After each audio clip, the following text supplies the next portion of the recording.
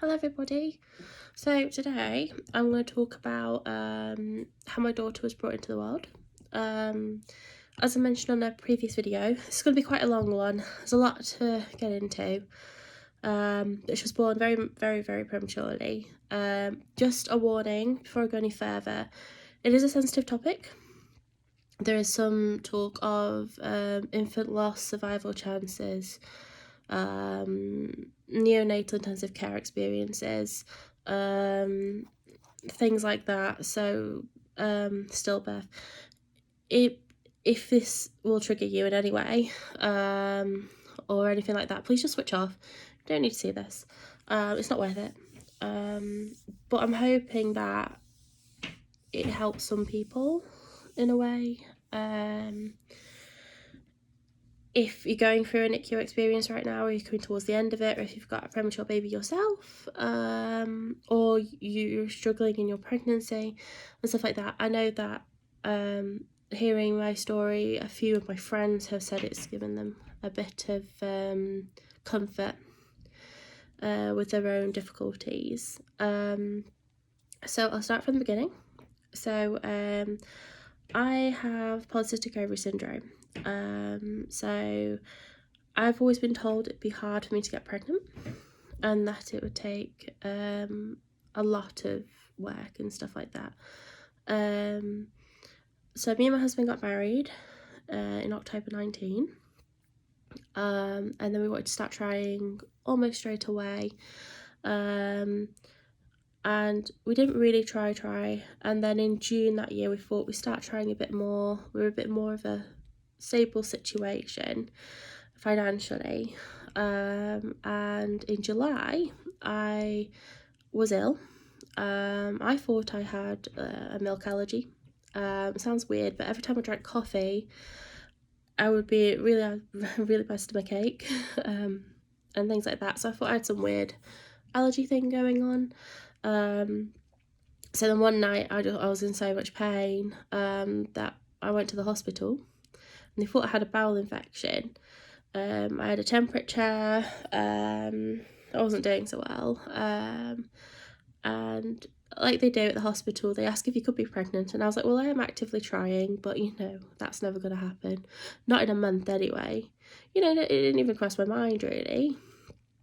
So like, oh, well, we'll just check just in case. And I had my dates wrong anyway, so I thought I was 2 weeks off, I think. So I thought, well, if I am, there's no chance you'll tell through a test, because if you don't know, when you get pregnant, it goes off your last period, the start of your last period, which is actually 2 weeks before you conceive. So I thought I was only 2 or 3 weeks, which would have made it just happened, and it takes about 3 or 4 weeks for it to show on a pregnancy test, maybe more sometimes. It depends on your hormone levels and things like that, but usually it's a couple of days before your period or after your period is where you'll get a positive result. And I thought, no way. So I took a urine sample. It came up for infection, so that explained some of my symptoms, but it also came that I was pregnant. So I was like, oh. So I didn't believe them at first, because obviously I've been told it'd be such hard work. So they did a blood test just to check. And then I got sent to the early pregnancy unit. I was like, okay. Now, obviously at this time there's a lot of stuff running through my mind. 1, I'm in pain, and 2, I'm pregnant, or might be pregnant. In my mind at that moment, it just hadn't clicked yet. So the first thing that comes to my mind is, am I losing the baby? Is it an ectopic? A lot of things going through my mind. So I didn't want to keep my hopes up. My blood test came back quite well, actually. It came back that I was 4.5 weeks pregnant, which when I thought backwards, it would have matched up with when my last menstrual period was. So they said that my numbers were good, but because I was so early, that anything could happen, and not to worry about it, basically. I mean, it sounds cold, but they say that a lot of a lot of pregnancies do end, unfortunately, in miscarriage and stuff, especially when you're very, very early on, which is why a lot of people wait to announce until they've had like their 12-week scan, and then they know everything's okay.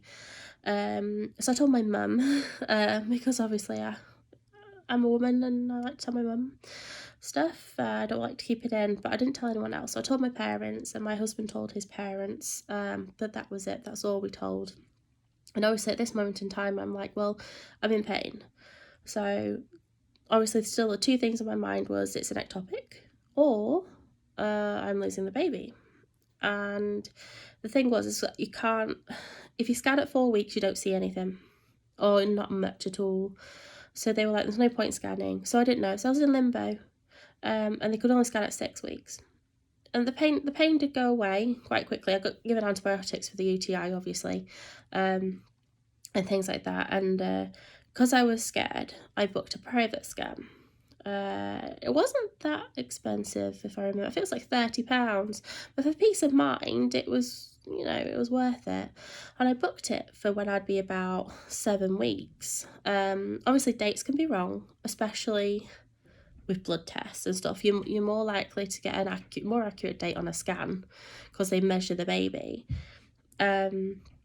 So I went for this private scan. And I was terrified, absolutely terrified. I thought they were going to tell me that there was no baby.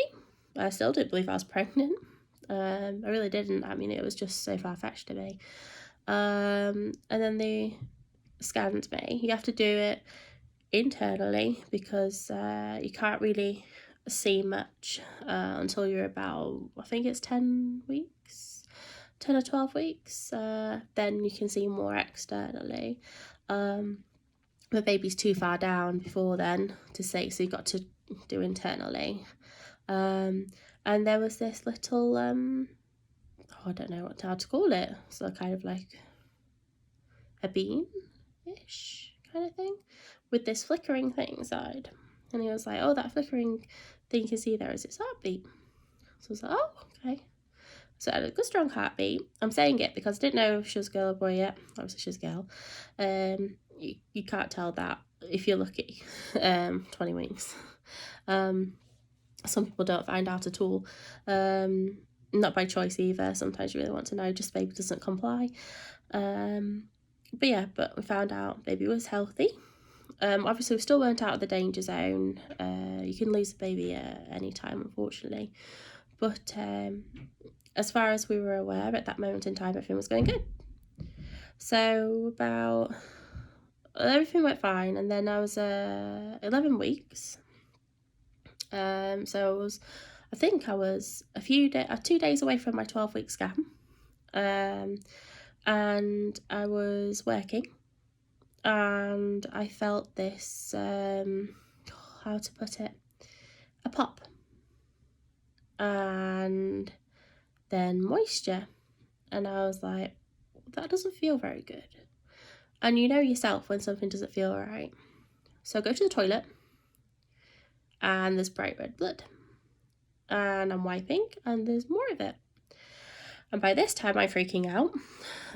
First baby, this thing. And the important thing to point out is I had no pain, nothing at all. The only thing I had was this bright red blood. And so I'm freaking out. I'm kind of hysterical a little bit, and I go to my manager, I'm like, I'm bleeding. I don't know what to do. So I ring up the triage, because when you're pregnant you get there's a maternity triage you can ring and stuff like that. But usually if you're under 12 weeks, before your 12-week scan, they don't really do much. They do an emergency scan if you need it. So I went to not my normal hospital because work is closer to another hospital, so obviously I went to the closest. And then they couldn't scan me that day, but they had a look, and they said that my cervix was closed, which means I wasn't actively miscarrying, and that by the time they'd had a look, I wasn't bleeding anymore. It was old blood. So they weren't too concerned. My blood test came back that I was very pregnant. It came back that my HCG was in the right amount. and that I still had a positive pregnancy test, and there was nothing to suggest that I was having a miscarriage, but they couldn't 100% conclusively tell me that until I had a scan the next day. So obviously that 24 hours is nerve-wracking because you don't know what's happening. So I go for the scan the next day. He has a look, tells me baby's perfect. There's nothing wrong with baby. Baby's fine. Placenta's fine. Everything's fine. There's no hematoma. There's no bleeding they can see inside.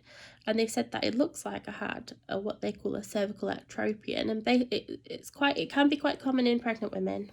And people who take, I think it's hormonal contraception, I think they said.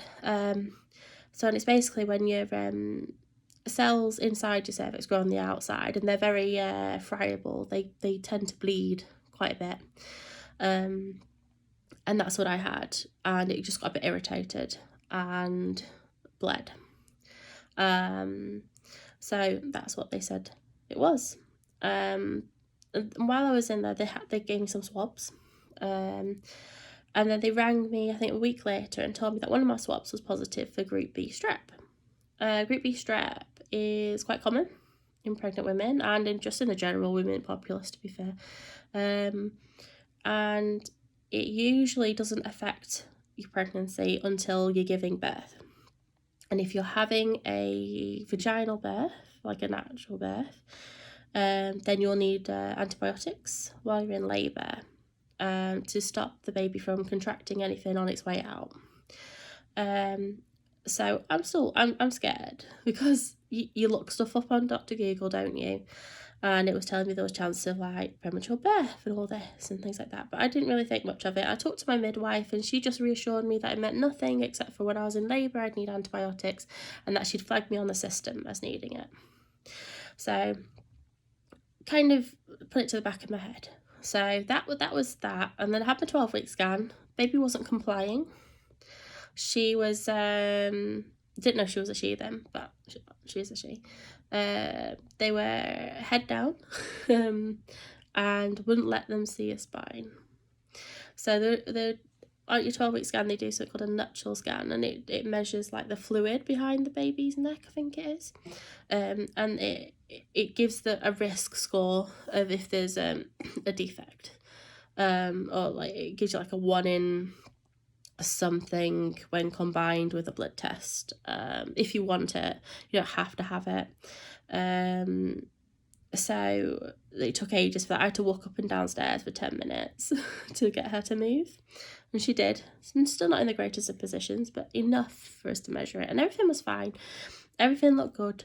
Nothing wrong. She was measuring exactly where she should be and everything like that. So I carry on as normal. I still have a little bit of brown bleeding every now and again, but nothing like I had when I had that bleeding at 11 weeks. So I get told to ignore the brown bleeding. I go again to the hospital just to check sometimes, because sometimes it goes a bit more pink and red. But I just get told the same: cervical ectropion, baby's fine. Cervix is closed. So I carry on with life. I hit 20 weeks. I go for my 20-week scan. Everything's beautiful. Get told she's a little girl. Everything's fine. There's plenty of fluid. Baby's growing nicely. She's hitting the 50th percentile on everything, which is great. And I'm at this point suffering normal pregnancy stuff. Backache, cat poo, things like that. Typical pregnancy stuff. I think it was when I hit 22 weeks, I started getting this weird feeling in my stomach. Like it kind of felt like she was rolling, but it felt quite a bit of pressure. And I still don't know to this day whether it was related to her or if it was just her rolling. I'll never be able to know.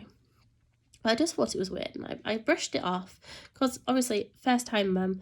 I've never been pregnant before. I thought maybe it's Braxton Hicks.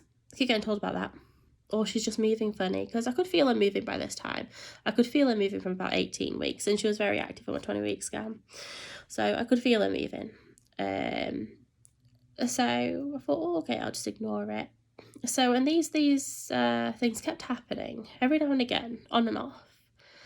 When I was 24 plus 6 weeks, these feelings got more intense throughout the day. To the point where I'd have to stand up because I was really uncomfortable. And then sit down. I didn't think anything of it. I thought I was having Braxton Hicks. I honestly thought I was having Braxton Hicks. And I felt some pressure and I thought, oh, I need to go to the loo. So I went to the loo thinking I need to go to number 2. So I pressed down and nothing happens at the back, but it happens at the front. And I stand up and I can feel something. And I'm thinking to myself, that doesn't feel very good. It doesn't feel right. I wipe and there's no blood, but I'm still like, no, I don't like this feeling. I can feel it when I'm walking. No pain. I can just feel something. So I ring the triage because after 12 weeks, you go into a different triage. And then they are like, we can leave it a bit, wait to see if it stops, or you can come in and we can have a quick check. So I was like, I would like to be checked, please. This is about 9 o'clock at night. So I'd like to be checked. So as I'm packing my stuff up, I start to get back pain. And it's intermittent. And it's across my lower back. And I think, that doesn't feel good either. So I sit in the car and I'm getting this pain. And this pain's now coming around the front. I'm also thinking to myself, this doesn't feel right. And all the way to the hospital, which is it's a 30-minute drive. I was getting these, what I'm going to call tightenings, because they were. And I'm thinking to myself, no, this doesn't feel right. And I don't know whether it's motherly instinct or you just know something's not right. And usually I'd walk, from Edinburgh's car park is awful. And the fact that it costs a lot of money. And the free park, if you want to call it that, is on a street about a mile away from the hospital, especially the Rosie Hospital, which is right at the back, and that's the maternity hospital. And usually, if any other circumstance, I would have walked. But this night, I was like, I'm not walking. I can feel something between my legs. Drop me off straight outside, please. So my husband dropped me off straight outside and he went to park up. And then I went upstairs to the maternity unit. And there was nobody there because they close at midnight. And I think this was about 10:30 by the time I got there. There was nobody else there. It was just me, which is quite lucky, really. And they wanted a urine sample. So I was like, okay. So I went to the toilet. I wiped and there was blood this time. So I started freaking out again because this was bright red blood again. This was like I had at the 11-week mark, but a lot more. And now I'm having tightenings as well. And I'm getting reassured by the nurses that it could just be an infection. And it does cause bleeding. And I was like, okay. So I'm trying to calm myself down, But all this time I'm still feeling this thing. I'm like, it doesn't feel right. So they get the doctor, because I'm obviously panicking. And the doctor, they use a speculum, like they do on all cervical exams, every woman has, and stuff like that. And she immediately takes it back out and instead feels around. And I was like, that's a bit weird. And she was like, I don't want to go too far up because I can feel your water bag. I was like, okay. And then she just turned around to me and went, I'm so sorry. I went, what? And she was like, you're in labour and you're 3 centimetres dilated and there's nothing we can do, really. I was like, okay. So obviously this is all at once. I knew there was something wrong, but I didn't think she was on her way. So then obviously everything's moving very quickly because I'm only 24 plus 6 weeks. To put it into perspective, at one point in time, they used to call 24 weeks viability. So that would be the point where babies were deemed to be savable to give resuscitation to. This has changed. It's changed quite recently, and I know that people are fighting for earlier and earlier, and as medicine evolves, earlier and earlier babies are being saved and worked on. I believe it's now 22 weeks, I think was the earliest.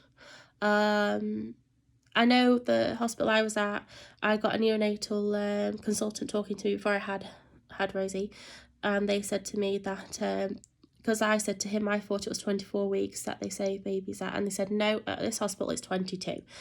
I don't think that's the same for every hospital, because I was extremely lucky. I was at like the top hospital. I know there's different levels of hospital depending on needs, but I was at the top one of the top ones, should I say. There's more than just Addenbrooke's, but I was at the top level, so they could deal with babies younger than what my baby was when she was born. So I was 25. I was 24 plus 6. Also, to put into another perspective, the abortion limit's 24 weeks in England, which is scary. I think that should be changed, really, considering that we can now save the lives of babies younger than that. So I had steroid injections, one steroid injection into my leg, and then they said that another 12 hours later I'd have another steroid injection. This is to help my baby's lungs, because your lungs are the last to develop in the womb. Obviously it's a big chunk of your life as well. You know, you need your lungs. So it's the it needs to be done. So I was given steroids, and then they were hoping I'd last 12 hours so I could give another dose, and then that would really help her lungs come along. And then I was given magnesium, and magnesium is the worst thing ever. I've never experienced anything like it. I really don't want to experience it again. So I was wheeled from triage into the delivery suite. I was given a special premature baby room, a preterm birth room, which was different. And then I was given magnesium, and magnesium I had to have 2 nurses there. It had to be given very slowly, and what it does is it makes you feel extremely hot, like you're burning inside. And I mean hot. I mean, it's like your skin is melting off you. And this is given over a period of time. I think it was 10 minutes. If I remember correctly, it was 10 minutes. And then I was given a magnesium drip. So I was on magnesium, I think it was for, I want to say 3 days. It might have been 2 or 3 days. I was given a magnesium drip. It wasn't as bad as the whole at once, but it was still bad. And this was to protect the baby's brain. So magnesium protects the baby's brain so that when they're born, it helps to stop any brain bleeds and brain damage. So I was given that. And then I was given a tablet to stop contractions. I think it's a blood pressure medication, a nifediprazole, I think it's called. I'd have to look it up, but I was given a tablet that's also a blood pressure medication that's meant to stop contractions, and it worked for a while. So they did a scan also to see how she was presenting, and she was head down, so she was in position. She had been my whole pregnancy. At my 20-week scan, she was also head down. So yeah, so there was all that, and this was on the Monday, and then she came on the Thursday at 9 o'clock in the morning. I was in labour all night. My contractions started again at 1 in the morning, and she was born at nearly 10 o'clock in the morning. When she was born, she did make a sound, and I remember having a conversation the night before she was born with my husband. And this was during COVID, and I was very, very lucky that we were allowed to be there together. Me and my husband, yeah, he could come and go as he pleased. I was very lucky in that respect, because a lot of women had to give birth on their own, but I think it was because of our situation we were allowed to be together, which I don't think I could have done it on my own. I remember us having a conversation the day before she was born, and I could hear other babies crying. I could hear other mums giving birth, because it wasn't just for preterm babies, this ward, it was just people having babies. I could hear other babies crying, full-term babies crying, and it hurt me. I think I turned around to my husband and I said, we won't get that. Our baby won't cry. But she did, very weakly, but I could hear her. And I think all I said to my husband was I just want her to be born alive. And it was a situation where she might not have been. You know, they couldn't do CTG, which is where they monitor you with the straps, because I was too early. They could only do a Doppler. When she was born, she was breathing. Not very well, but she was breathing. They took her away. They had her on the opposite side of the room for about 20 minutes. She was intubated because she even though she was trying to breathe, she couldn't do it very well. And she needed some surfactant to open her lungs up. Surprisingly, I could hold her. I was told beforehand that I wouldn't be able to hold her, that they would whisk her off. As soon as I went into labour, they'd press this big red button, and about 10 doctors would come rushing in and take my baby away from me. And that never happened. I actually remember it's quite calming. It sounds really weird, but it was just very calming in the moment where I had her. It was just me and 2 midwives for a minute, and then 4 people walked in and then looked at my baby and then gently took her to the other side. And my husband watched as my tiny 721 gram, 1 pound, 9 ounce baby was kicking this doctor. And he couldn't stop laughing. And it was strangely calming, where I was expecting a load of panic. It was very calm. And I'm thankful for that, to be fair. So she needed surfactant, and she was given to me to hold because she was stable. And I couldn't see much because she was in a plastic bag, because to kind of stimulate the womb and stuff, environment and things. And then she was taken to the neonatal intensive care unit, and I was left to kind of be looked at, make sure I didn't need stitches and stuff like that. I didn't, thank goodness. I think that's a saving grace, really. And then I was taken to the recovery suite. I have heart problems, so they just wanted to be a bit more cautious about me. And that was heartbreaking. I was given my little red book that everyone gets when they've had a child. It's like their immunisations and their health visitors stuff. It's basically like a medical book that gets filled in throughout their life.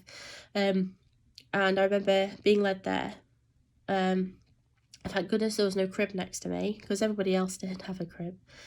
And all these other mums with their babies, and their babies with them, and hearing them cry, and then them trying to start breastfeeding and stuff, and I'm there with a pump and no baby. I felt like a fraud. I felt like I hadn't even given birth. It felt awful. It really did. And that was the worst experience for me.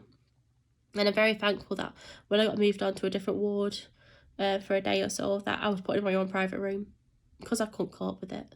I really couldn't. And I think and the other thing is that I got to see her whenever I wanted to. So yes, she was in NICU, but I could go there whenever, 24 hours a day. If I wanted to go at 5 a.m, which I did, I could. And she was doing very well.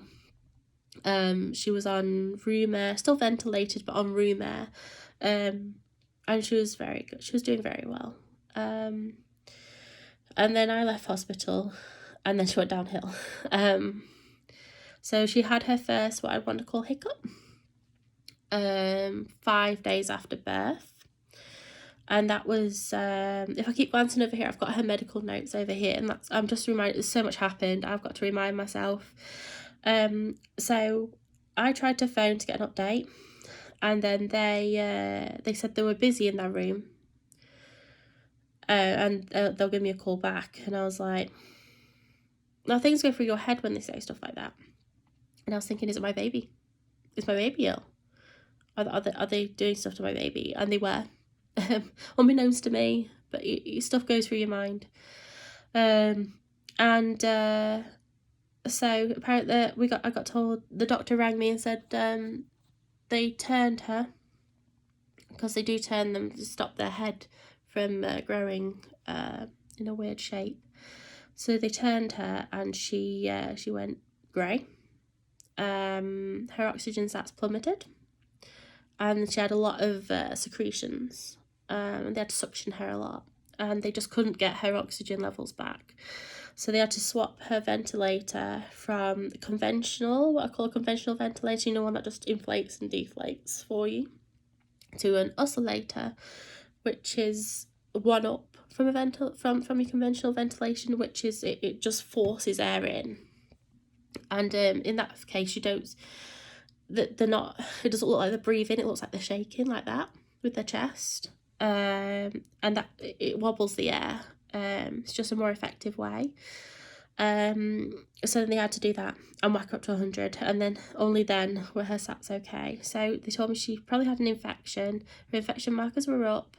It looked like she had a chest infection. So she got treated for that. And during this time, I was also told she had a PDA, which is a patent ductus arteriosus. It basically it's every baby that's born has one, but it closes within a few days after birth, as it's no longer needed. So it basically shunts blood to the lungs in the womb or something like that, because you don't need your lungs in the womb, and then as soon as you're born, your body goes, oh, you need your lungs now. We'll close that hole, and hers didn't close, because she was premature. It is a problem that premature babies can have. It's relatively common, and it's a hole in her heart basically. So they gave me an option to give her ibuprofen, a course of it, 3 days, which can sometimes close the hole. I don't know how, but apparently sometimes it does. So they started the course and it failed, so she still had this large hole, and we tried another one, because you can do it twice. If one fails, you can do it again, and that also failed, so we just stopped. So her infection cleared up, and she was only on the oscillator for 12 hours, thank goodness, and then she went back to conventional. She got better. But after this time,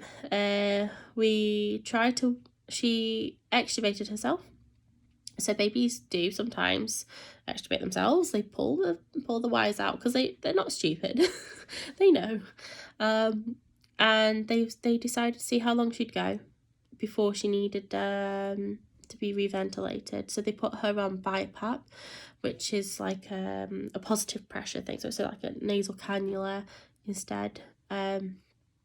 It's a step down from the ventilator. She did 4 hours with a lot of assistance, I was told. There was a nurse with her all the time, couldn't leave her, and she needed a lot of help. So they reventilated her, and then she got better. Her ventilation settings went down, so they tried it again a few days later, and then she lasted 12 hours. So that was an improvement. And then she failed again, and we had to put it back on. And this is when we got told that it was her PDA causing her the issues, and that she wouldn't come off the ventilator unless she had surgery to fix the PDA. She was extremely tiny still. She'd lost weight in her first few days and stuff. I think she'd just regained her birth weight, which is 721 grams, £1.9 and she had to be 800 grams for the surgery, and we had to be sent to Royal Brampton Hospital in London for it. So she's put on the waiting list because she wasn't urgent at this, because yes, it was affecting her, but it wasn't as bad. And then she managed to go back down on her settings again, and she got better again.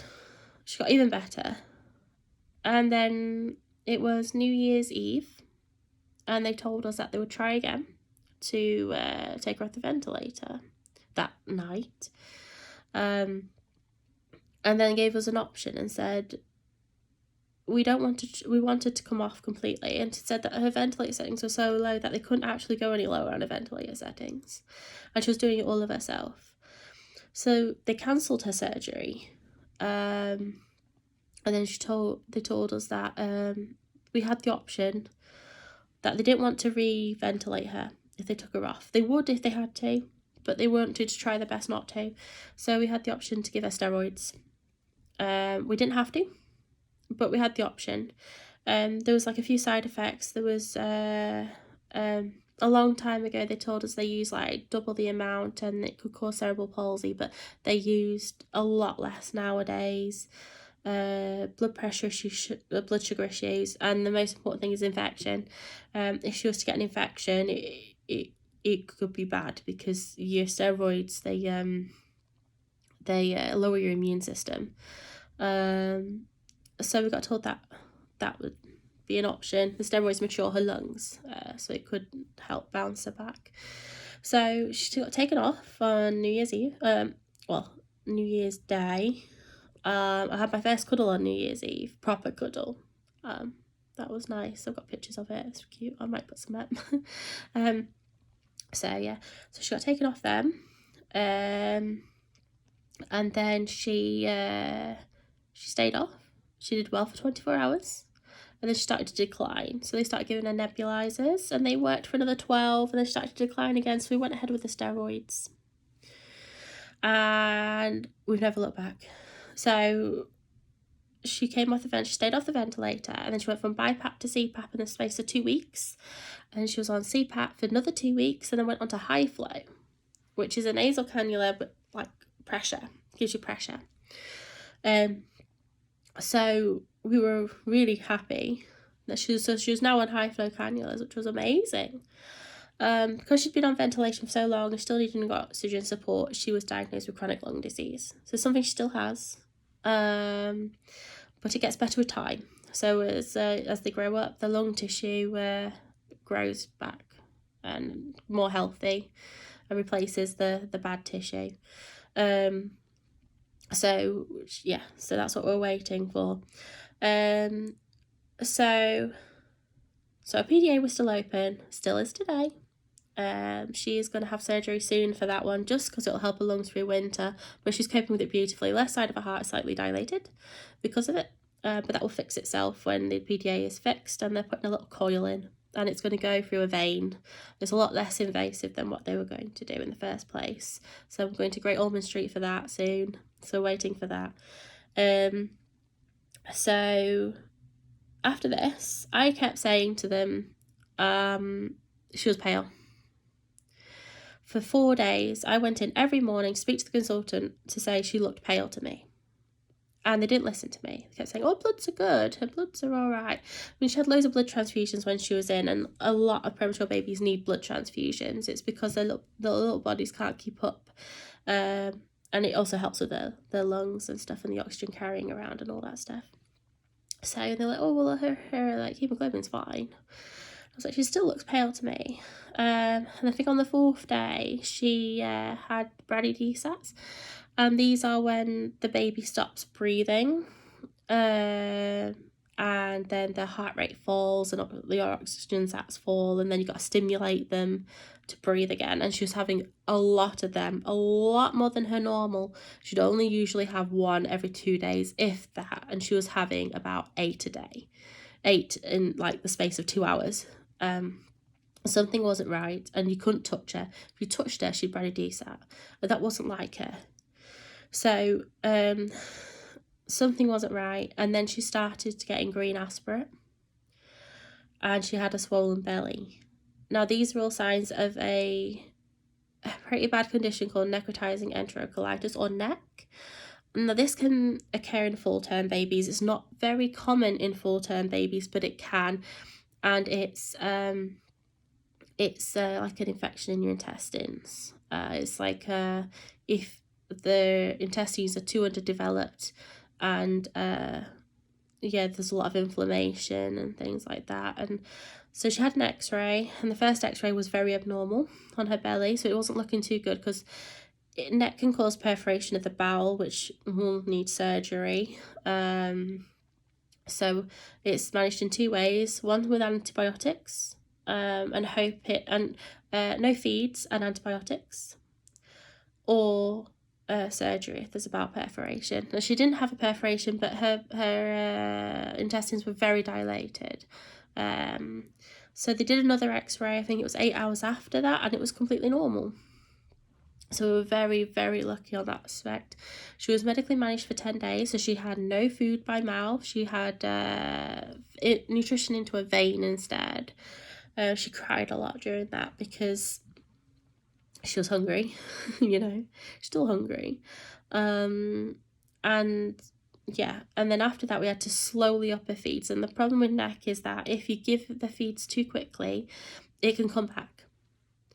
So thankfully it didn't come back, and we slowly got back up to her feeds and stuff like that.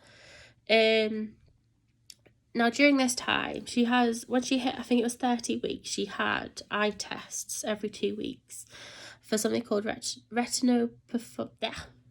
retinopathy of prematurity, or ROP, which is very common in premature babies. So it goes from grade 1 to grade 4 stages and stuff like that. Basically it's when the blood vessels in the back of the eye grow a bit funky, and it can cause retinal detachment and all sorts of nasty stuff.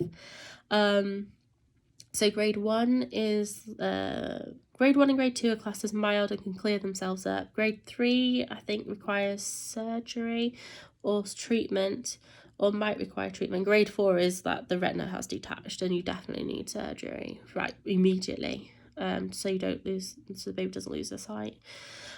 So these were done every 2 weeks, and it's an oxygen thing. So usually babies require oxygen. This is an issue for them, because the oxygen levels, they say they think it's the fluctuation in oxygen levels that can cause this to happen. So she had stage 2. And it stayed at stage 2 thankfully, but one of her eye tests picked up some bleeding behind her eye, and that's not normal. It's not normal for ROP. It normally indicates endocarditis, and that scared me, because then she had all these tests. She had a lumbar puncture, she had a meningitis panel, she had a sepsis panel, she had everything done, and her infection markers came back raised, but no sign of infection. They couldn't find it in a way. They couldn't find it. They did x-rays. They couldn't find anything. There was nothing. So they gave her antibiotics as a precaution. But we don't know what happened there, to be fair. We don't know what happened at all. She seemed absolutely fine. There was no temperature, nothing. So, yeah. And during this time, she'd had a scan and they found she had a cyst on her ovary too. I mean, we had that double checked afterwards, and that had gone away, thankfully. So a grade 2 never got more than a grade 2. Which is cool. So we managed to wean off the high flow, but it took a long time to wean her off the high flow. So she's on low flow, and she's still on low flow. We spent a total of 113 days in the neonatal intensive, in NICU. I'm going to call it NICU, but we spent more, I think it's more like 34 days in intensive care, 30 odd days in high dependency, and then another 20 something days in special care baby unit, but it's all under the same umbrella. So then when it was time for her to come home after 113 days, I had transitional care. So I stayed in the hospital with her, just me and her in a ward with nurses helping, and we would it was just me trying to take care of her, and she had an NG tube and she was still attached to her oxygen. So I couldn't do much. And obviously there's other babies on that ward again who were healthy and, didn't have the NG tubes and stuff like that. And I'm still there and I'm pumping because she's struggling to breastfeed still. That was another issue. She couldn't breastfeed very well because she was born so prematurely. So she was trying, but she was NG tube fed as well, for a few weeks. So she was NG tube fed all the way through NICU, and then she came off that 3 weeks when she got home, and then she went on oral, and now she's actually weaning on purees. So she's talking about now, she's 8 months actual, but she is almost 5 months corrected. So in that respect, I mean, actual as in she's actually 8 months old, but corrected means from her due date, which would have been on March 24th. So on August 24th, she'll be 5 months corrected, and we go off corrected for her milestones. However, she is ahead on her milestones if you go off that way, but if you look at her as an 8-month-old, she's definitely behind. She's not sitting yet. and things like that. As you can see from my short video though, she is giggling, which is nice to see. So she doesn't have an NG tube. She feeds by bottle and also by puree. She's on 0.1 litres of oxygen that we got the go-ahead to wean from because she aced her sleep study. So we had an overnight study on her oxygen and she was 100% the whole time, so they said we're good to go. But we need to fix the PDA first. So we were waiting for the surgery to come through for the PDA. So she still has chronic lung disease. She'll grow out of it eventually. She just had her first cold and she battled through that like a soldier. So apart from that, she's a bubbly, happy little girl. No, as far as we can tell, she's developmentally on track. She's eating everything. She's got no like aversions, anything like that. She's a bit windy. That's about it, really. Her intestines work fine as far as we're aware. There's no lasting damage from the neck, we don't think. Some things we won't know until she's older. But at the moment, everything looks very, very promising. She's quite a happy little girl at the moment. So yeah, so I guess I would say it's hard, but there is like a light at the end of the tunnel. Seeing her smiling and stuff is amazing. I mean, the issue for me was like I saw children in the NICU never come home, and that hurt, especially when we weren't so sure at the time if she'd come home. We didn't want to prep anything. We didn't want to do her room up. We left that until she came home. I didn't want to buy her clothes. I didn't want to buy anything, just because I didn't want to tempt fate. Because I never knew, well, for a long time, like, I didn't know she was coming home. And that hurts. And then I saw children that never came home. I saw their parents. And I knew they weren't transferred. You knew the parents the day before. They had privacy screens. They were crying. They were holding their child. And then suddenly the next day, their child isn't there anymore. And they're definitely not in another room because I got told that. And that's hard. And then it's hard because you look and you think, you've multiple different things. You think, thank goodness that isn't my child. But then at the same time, you feel so guilty for that family, because you think, well, what if it was my child? And then you feel guilty because it isn't your child. It's difficult to explain. But yeah, but definitely not an experience I want to do again. They didn't know why it happened. I had tests done, I had placenta sent off. There was nothing to say why. They said to me, it probably is just one of those things, probably if I have another child, it won't happen again. But, you know, it always comes to the back of my mind whether I do want another or not, just because of that reason. But looking at her, she's so happy and smiling. But yeah, maybe. All right, so that's my story and Rosie's story. So I hope you find this well. Please comment if you have any questions. I'm an open book. I can answer your stuff, you know. So yeah, I hope you find this well. Subscribe to me if you want to subscribe. Yeah, that's basically it. All right. Thank you. Bye bye.